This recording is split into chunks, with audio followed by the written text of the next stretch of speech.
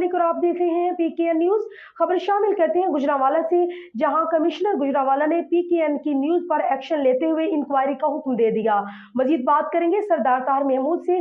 जी ताहिर, आगाह कीजिएगा।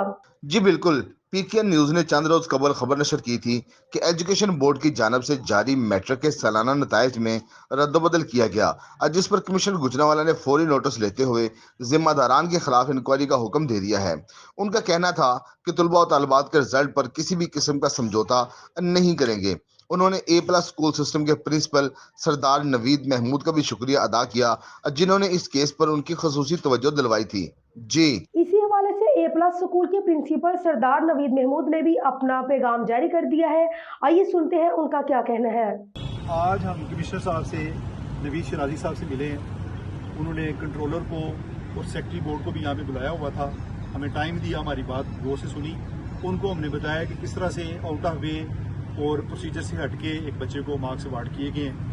उन्होंने सारे रिकॉर्ड को भी तलब किया है, बच्चे के पेपर को, लिस्टों को भी देखा है, और उन्होंने इस सारे मामले को मिस हैंडल करने के वजह से बताया कि ये जिस अंदाज में किया कि इस तरह नहीं करना चाहिए था। अगर बच्चे के अंदर जेन्युइन भी बनते हैं तो उसको प्रोसीजर के तहत करना चाहिए था।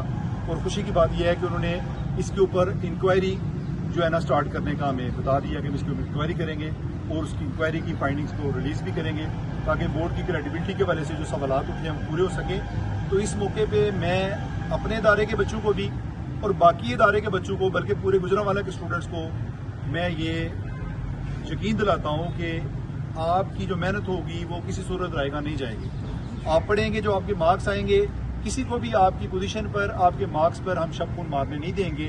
हम अपने बच्चों के लिए, सारे बच्चों के लिए, एक एक मार्क्स के लिए हमें किसी भी हद तक जाना पड़ा, हम जाएंगे। ये हमारा काम है, हम ड्यूटी है, हम इसको पहले से भी ज्यादा लगे सकें।